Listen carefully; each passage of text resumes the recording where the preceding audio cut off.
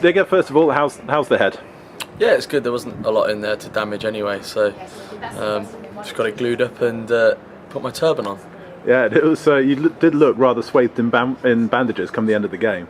Yeah, it was getting a bit sweaty actually after the end of the game, so I just wanted to get it off. So it was just, I know what the forwards are feeling like now when you pull your hairs out. I don't want to do that again.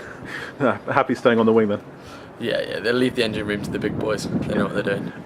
Second half, just speaking of the big boys there for a second, second half against Perpignan, that scrum that pushed them off their own ball in your own 22, as a winger, when you're looking at that, I'm sure we've spoken about that earlier on in the season after the Bath game, for example, but, Heineken Cup semi-final, crucial moment of the game. What's going through your mind when you see them do that? It's absolutely awesome. We're under pressure, so to speak, in our own 22, and then they go and do that. It relieves the pressure and it just flips it straight away, straight into the Perpignan. We kick it 30-40 metres down the field, and in the space of 30 seconds we flipped it, all the pressure's on them, and then we're trying to score points, so it's absolutely amazing. We go into every scrum thinking hopefully we can get a penalty out of this, because that's how much confidence we've got in our pack. What was it like last Sunday afternoon in Milton Keynes again? It was rubbish, pretty boring, not a lot really happened. It was awesome. It was a great atmosphere, it was a great place to go and play. I think the fans really embraced the stadium. We really made it into a home pitch, and just the way the lads played was brilliantly. Milo and Dicko controlled the game really well, put us in the right places, and then they saw the pack just dismantled everything up front. You play a lot in football stadiums in the Premiership, but did it surprise you how quickly Stadium MK felt like a home from home?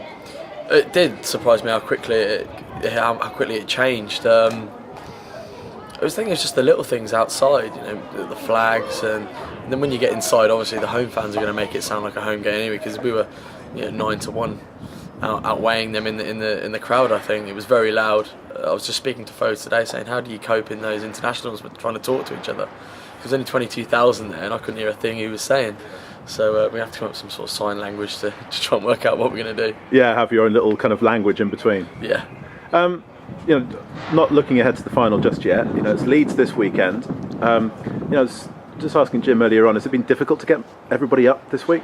No, it's the league. This is the main competition that we want to win. We want to be involved, and it's in our hands this weekend. If we want to be amongst the big boys and get a semi-final, we have to win.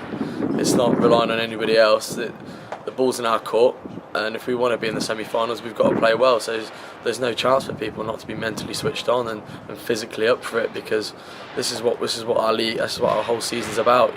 Jim mentioned, pushing prowlers around and lifting heavy weights in June, July, and August, and the big games that we had out here against Bath and Leicester means nothing if we don't win this weekend. We're not in the mix. Just one last little thing. How busy's your phone been in the past 2 days? I've had a couple of phone calls, a couple of emails of people looking for tickets. All I can say is, if you can't get me, get on Ticketmaster, because I'm out. I'm done.